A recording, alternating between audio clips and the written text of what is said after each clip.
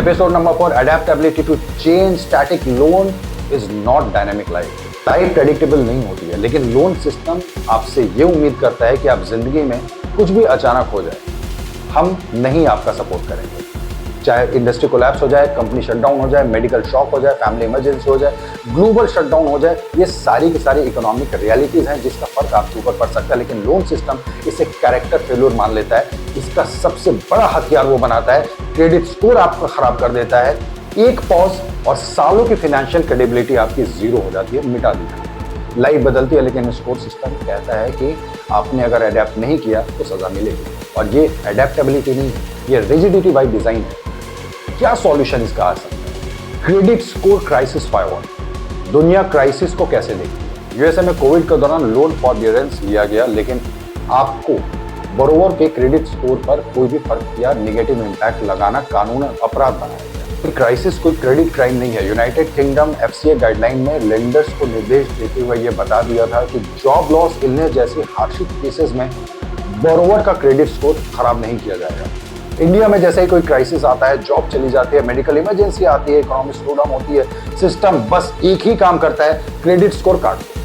Borrower ने गलती नहीं की, लेकिन स्कोर गिर जाता है, और एक बार स्कोर अगर गिर गया सिविल का, तो फ्यूचर में हर लोन, हर अपॉर्चुनिटी बंद। इंडिया के लिए रूल बहुत सीधा होना चाहिए। रिकॉग्नाइज क्राइसिस पीरियड में क्रेडिट स्कोर फ्रीज होगा, डाउनग्रेड नहीं होगा। जॉब लॉस होता है, मेडिकल इमरजेंसी होती है, सिस्टम टैग क्राइसिस विंडो माने जाए, आपको रेजिग्नेशन देना पड़े, कुछ भी हो जाए, इस दौरान no score downgrade, no future credit punishment, और क्राइसिस जैसे ही खत्म होता है, स्कोर वापस नॉर्मल ट्रैक पर चलना चाहिए। कौन सी बड़ी बात है? क्रेडिट स्कोर रिस्क मापने का टूल है, किसी को अपराधी बनाने का हथियार नहीं है। Solution number 2, tenure expansion only with borrower consent. दुनिया लोन बदलते समय क्या करती है? ऑस्ट्रेलिया लोन मॉडिफिकेशन के समय में बोरोवर को बहुत क्लियर रिटर्न कंसेंट देता है, जिसमें ऑप्शंस बताए जाते हैं कि टेन्योर कितना बड़ा रखना है, बदला जा सकता है, नहीं बदला जा सकता है। कनाडा में मॉर्गेज डिफरल के बाद भी बैंक बोरोवर के साथ बैठकर पोस्ट शॉक रिस्ट्रक्चर डॉक्यूमेंट करती है। इंडिया की ग्राउंड रियलिटी ये है कि बोरोवर ईएमआई जैसे ही पॉज लेता है, बैंक चुपचाप टेन्योर बढ़ा देता है।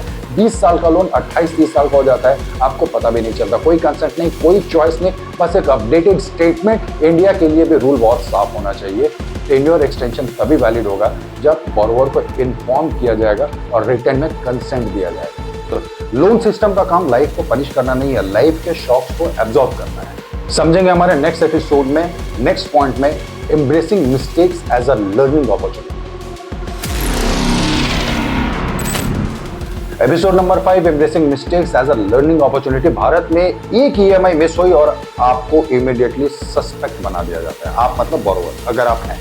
कॉल्स, प्रेशर, एम्बैरेसमेंट, हरासमेंट, ये सारे रिकवरी नहीं है, ये फेयर इंजीनियरिंग है। ये डराने की चीजें हैं, दबाने की चीजें हैं। Solution, no recovery intimidation act. दुनिया रिकवरी कैसे करती है? यूनाइटेड किंगडम में फाइनेंशियल कंडक्ट अथॉरिटी एफसीए के रूल्स के तहत लेंडर्स को हरासमेंट फ्री रिकवरी करनी होती है। बार बार कॉल्स करना, दबाव बनाना रेगुलेटरी वायलेशन माना जाता है। ऑस्ट्रेलिया एएसआईसी गाइडलाइंस में रिकवरी एजेंट्स के लिए स्ट्रिक्ट कंडक्ट कोड्स हैं। इंटिमिडेशन या धमकी पर हैवी पेनल्टीज लगती हैं, कैंसिलेशन हो सकता है। इंडिया के लिए भी रूल बहुत साफ होना चाहिए। कितने सारे पास में ईएमआई की वजह से, डेब्ट की वजह से लोगों ने आत्महत्याएं की। Solution number 2, first time default is correction window. United state mortgage servicing rules में अर्ली स्टेज डिलीक्वेंसी को लॉस मिटिगेशन फेज मानता है, पनिशमेंट फेज नहीं मानता है। कनाडा में भी banks grace period based recovery follow करती हैं, जहां पर फर्स्ट डिफॉल्ट पर रिस्ट्रक्चरिंग को प्रायोरिटीज दी जाती है। अब इंडिया का सच ये है कि इंडिया में एक ईएमआई मिस होते ही आप पर परमानेंट स्टेन लग जाता है। इंडिया के लिए बहुत सिंपल रूल होना चाहिए सबके लिए। First time default is automatic correction window. इस विंडो में no legal escalation, no credit stigma, structured repayment. आपको गलती सुधारने का मौका मिलना चाहिए, और यही से फाइनल स्ट्राइक खोलेगा कंटिन्यूअस इंप्रूवमेंट का in our next episode. The 6th episode is continuous improvement. What you don't measure, you exploit. जब सिस्टम खुद को कभी ऑडिट नहीं करता और लोन सिस्टम बोरोवर को हर महीने मेजर करता है, ईएमआई, डिले, स्कोर, कॉम्प्लायंस, लेकिन सिस्टम को कोई बोरोवर सेंट्रिक फीडबैक लूप नहीं नापता है। रिकवरी हैरेसमेंट कितनी हुई, रिकवरी के लिए आपको कितनी बार हैरेस किया गया, मॉरिटोरियम से बोरोवर कितना और फंसा, का पेन इनविजिबल है लेकिन है बहुत बड़ा। इंडिपेंडेंट बोरोवर प्रोटेक्शन अथॉरिटी आईबीपीए दुनिया बोरोवर डिस्प्यूट्स को कैसे सुलझाती है?